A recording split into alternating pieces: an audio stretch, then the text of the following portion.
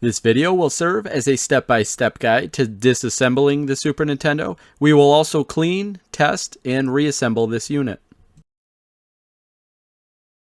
First things first, we will flip the unit over and remove the 6 case screws holding the upper and lower pieces together. In order to do this, we will be using the iFixit toolkit with the 4.5mm game bit.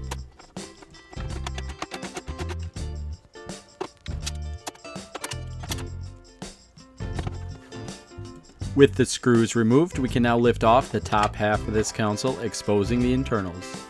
Taking a closer look at the inside, you can see that it is a bit dusty, but again, this is probably normal for a console of this age, nothing to be concerned about. The big thing that you don't want to see here is any rust, liquid damage, or corrosion. The next step in the process will be to remove the eject lever, bar, and spring. Simply pull the bar from the eject lever, then you can remove the lever and the spring. You should pay attention to how the spring is mounted before removal, as this will assist in reassembly. As you can see, this eject lever is very dirty, but it is one of the most touched parts of the console, so it is to be expected. We'll zoom in here, take a look at the connector for the on-off switch. We're going to go ahead, unplug this, carefully pulling on the connector, not the wires, followed by the removal of the 2 screws holding the on-off button in place. Next, we'll gently remove the ribbon cable for the controller ports. Once unplugged, you can lift up on the controller port assembly and remove that as well. On this model, the main board shield is held in place with 2 Phillips head screws. Both sides of the cartridge slot contain a longer Phillips head screw, which also needs to be removed. Lastly, there are 3 Phillips head screws at the rear of the main board that will need to be removed. Now the main board is ready to be removed from the lower case. Under the main board are 2 metal expansion port anchors and 1 screw. To begin disassembly on the upper half of the case, we will remove the 7 Phillips head screws holding this main part in place.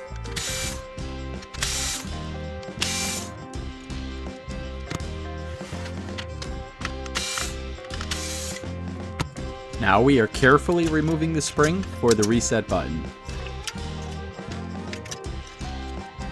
With the screws and spring removed, we can now lift up on this whole bracket assembly.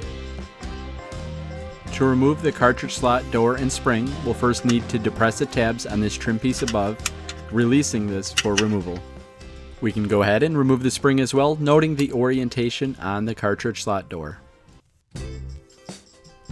With all of that removed, we can go ahead and flip the cover over and remove these 2 trim pieces as well.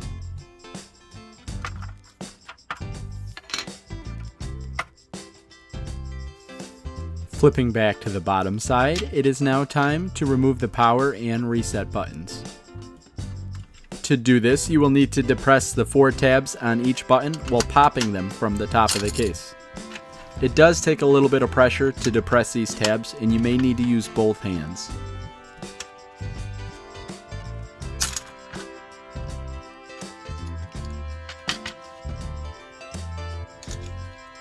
I'm now removing the 2 slides that these buttons ride in, as well as the last piece of the reset mechanism.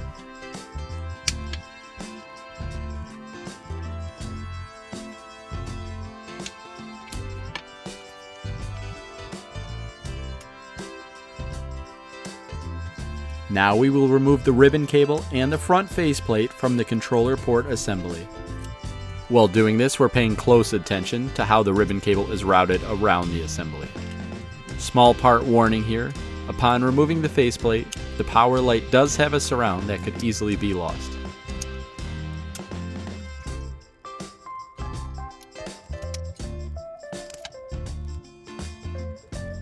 The Super Nintendo is now completely disassembled. Here's a look at some of the parts as well as the tools we've used to get to this point. As I always mention, I love the iFixit project mat as it helps you stay organized throughout the process. This next step will be extremely rewarding as the Super Nintendo was so dirty when we got started. We are going to be scrubbing all of the plastic parts in warm soapy water.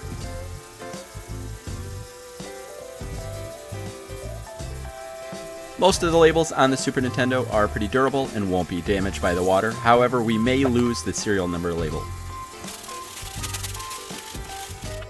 While inspecting the cartridge slot pin connector, I did notice some animal hair down in there, so we'll use this pick to fish that out. When you're doing this, make sure there's no cardboard, dust, dirt, or other debris in there. Now we can pop this cartridge port pin connector directly off the board by lifting straight up. This is a critical step in this process, even if the port is clean, as a lot of dust collects under here, as seen in the video.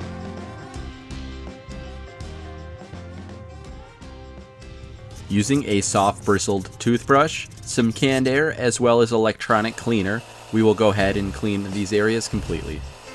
If you don't have access to electronic cleaner, some 99 or 91% IPA will suffice.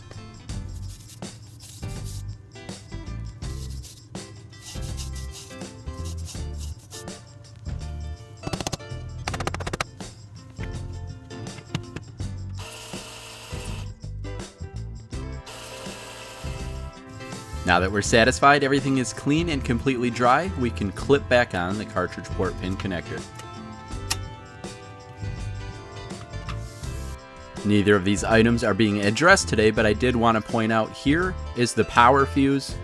If you ever have a console that does not power on when plugged in, check this fuse for continuity as it could be blown.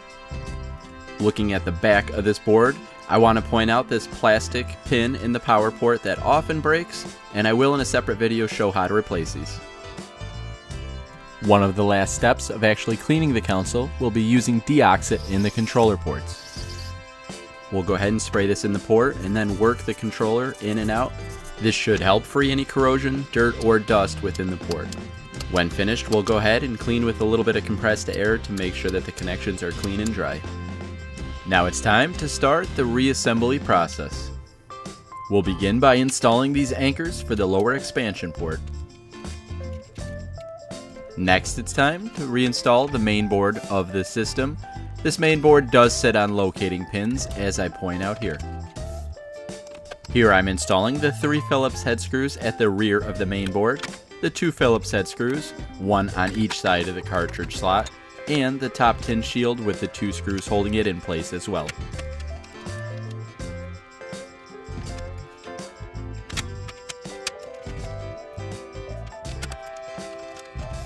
Now we'll reinstall the on-off switch, the 2 screws holding it in place, and we will also plug the connector back into the main board.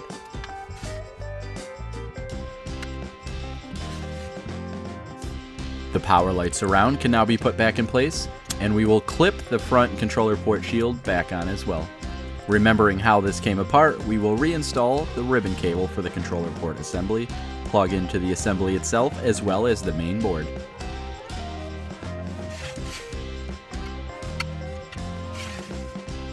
This can be one of the trickier parts of reassembly, but we will insert the bar through the eject lever and then remount the spring. Important to pay attention to the arm and the groove on the eject lever.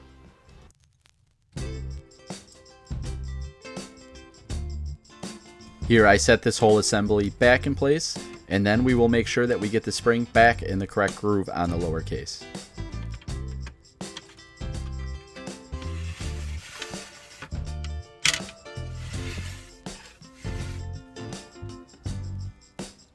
So what makes this a little bit tricky is the spring has to sit in a certain groove on the case. To get it back to where it needs to be, I'll use this iFixit screwdriver and pry it forward. If you look closely, you'll see where the spring needs to be, so we'll move this eject lever out just a bit, and then you'll see the spring pop back into place.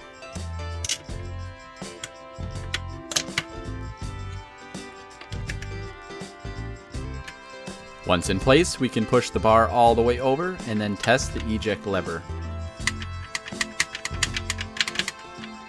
Working on the upper half of the case, we'll install this trim piece here completely. The other trim piece towards the back, we're going to start in the holes, but we're not going to clip this in place yet as we still need to install the door and spring. As I'll show you here, this piece is sticking up just a little bit. This will assist in routing the spring into the correct slot.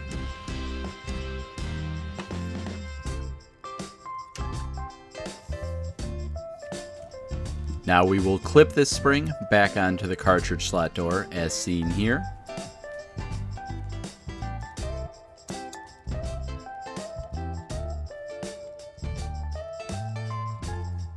Note the position of the arm on this spring, and that arm will sit in a groove between the trim piece we left up and the main case.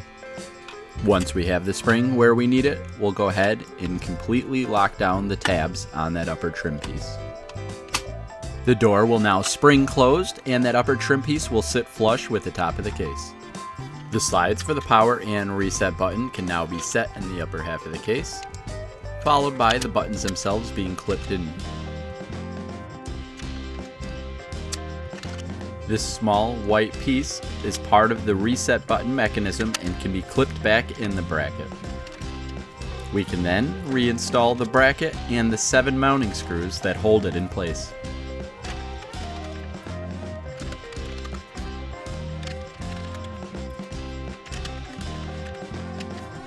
The reset button spring can be put back in place now. Remembering how we took it apart, it will go back on the exact same way. Once reinstalled, we will ensure that the reset button is working without binding before installing the top half of the case. Now we can reinstall the top half of the case as well as the 6 case screws holding the upper and lower halves together.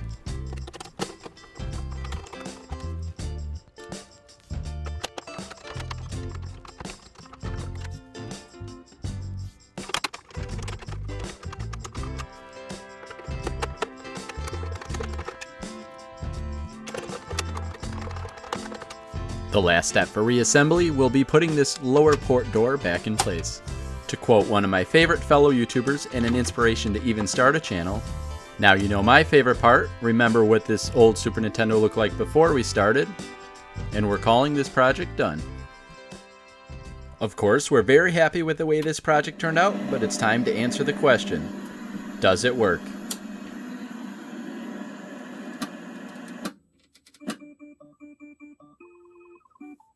Once again, thank you for tuning in for this video. I look forward to speaking with you guys in the comment section below.